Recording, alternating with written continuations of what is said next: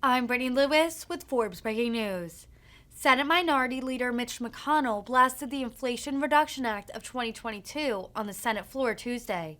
Senator Joe Manchin announced last week he had reached a deal with Senate Majority Leader Chuck Schumer on the tax, energy, and health care bill. President Biden and Democratic lawmakers have touted the legislation as a solution to combat 40-year high inflation. McConnell countered, arguing, quote, "The Inflation Reduction Act won't reduce inflation any more than the American Rescue Plan actually rescued America." Blaming Democrats for inflation has been central to McConnell's Senate floor speeches in recent weeks.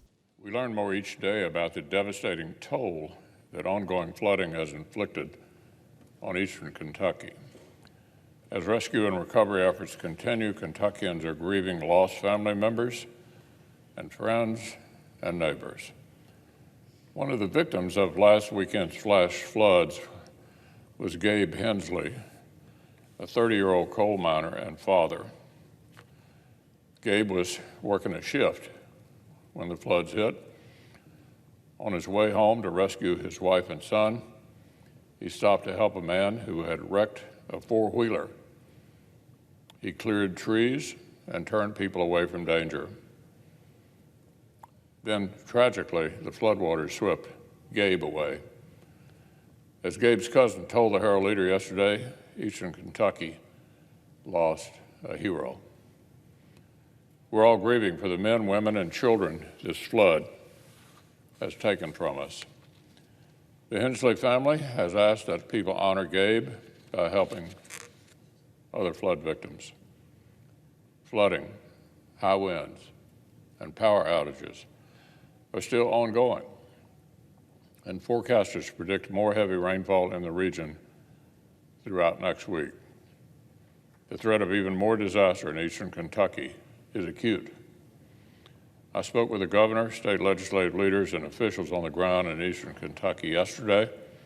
They echoed the need for food, cleaning supplies, and water.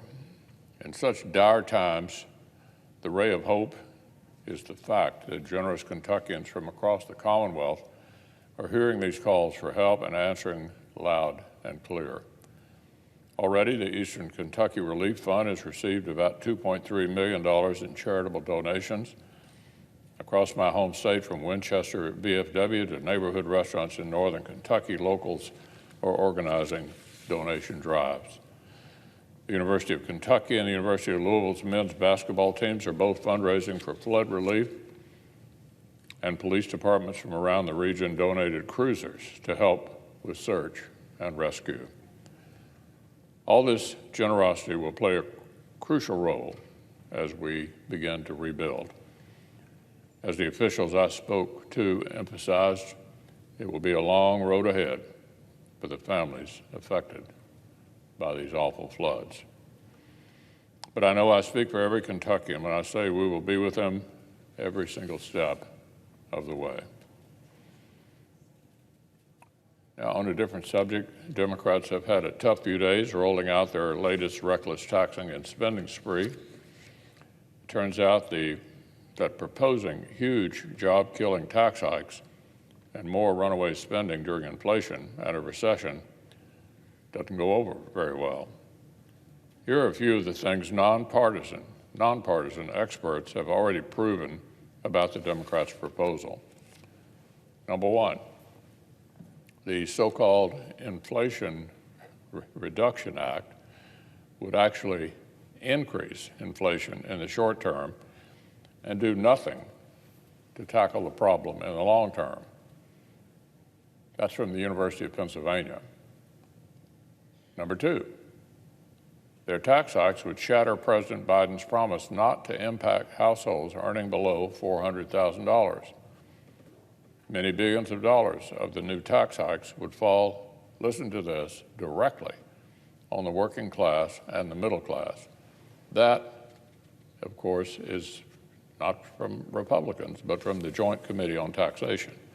Number three, also from the Joint Committee on Taxation, fully half of the Democrats' $300+ billion new tax on American jobs would come crashing down on American manufacturers in particular.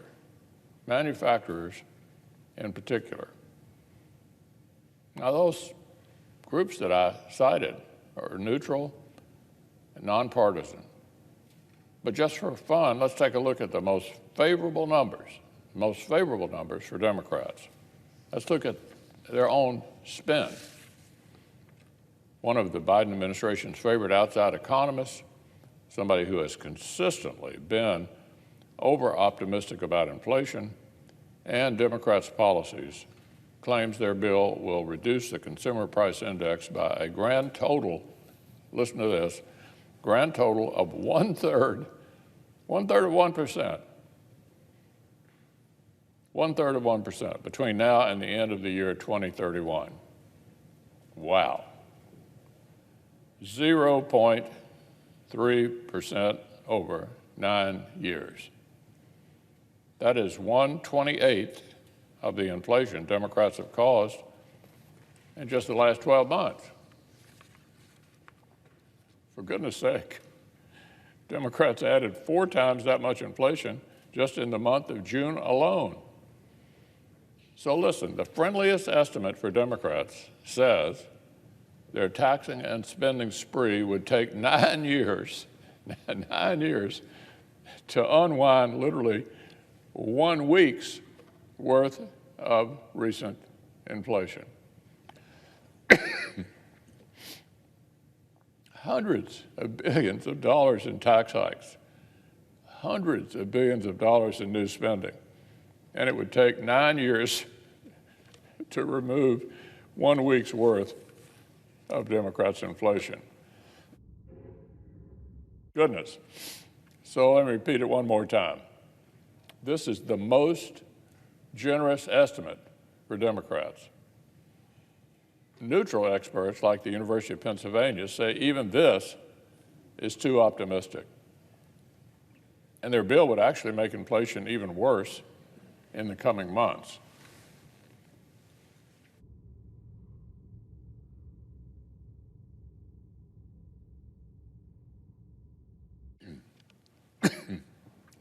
So look,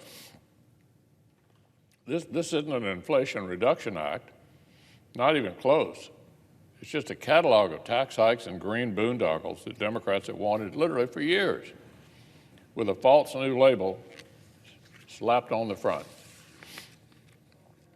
The Inflation Reduction Act won't reduce inflation any more than the American Rescue Plan actually rescued America. The Inflation Reduction Act won't reduce inflation any more than the American Rescue Plan actually rescued America. The only thing the so-called rescue plan rescued the country from was stable prices and a functioning economy. And the only thing their Inflation Reduction Plan will reduce is American jobs, wages, after-tax incomes, energy affordability, and new life-saving medicines. Wow, what an accomplishment. So the Democrats say they need to pass another massive economic failure because their first huge economic failure has made it necessary. Well, the American people see things quite differently. Now, one final matter, public reports indicate the Speaker of the House just landed in Taiwan as she traveled through Asia. I believe she has every right to go, and it's been unseemly and counterproductive for President Biden and his aides to have publicly sought to deter her from doing so. There is significant precedent for high-ranking U.S. officials visiting Taiwan, including a past Speaker of the House. Beijing claims such a visit is now unacceptable. They claim that things have changed. Well, it's certainly true. China has stepped up its aggressive actions. They're trying to change the status quo through force. They've expanded militarily in the South China Sea. They've invested in anti-ship and anti-aircraft capabilities to threaten U.S. vessels. They've manipulated and threatened neighbors and mounted an all-out assault on democracy and autonomy in Hong Kong. Now Beijing wants to dictate Taiwan's future to its people and snuff out the island's democracy. And they're building the military capacity to actually bring that about. That, Mr. President, that is what's provocative. And to hear these responsible for this aggression complain that Speaker Pelosi's travel itinerary is provocative is utterly absurd. So I welcome the Speaker's display of support for Taiwan's democracy, but I hope she returns from Asia more mindful of the military dimensions of the Chinese threat and more committed to working with Republicans to address the changing balance of military power out in the region. What that requires is selling the right mix of weapons to Taiwan on a prompt timeline while helping Taiwan's military prepare for likely threats. The Biden administration has had 2 years to build on its robust investments their immediate predecessors made in military modernization. Instead, they submitted defense budget requests that pointed in the completely wrong direction. While China keeps ramping up, the Biden administration proposed to actually cut our defense spending after inflation. So when Congress debates the defense authorization and appropriation bills, we must address national security challenges in the Indo-Pacific head-on. And I hope the Speaker's travels will mean that we do so with more of a bipartisan consensus on American might that we have seen in the recent past.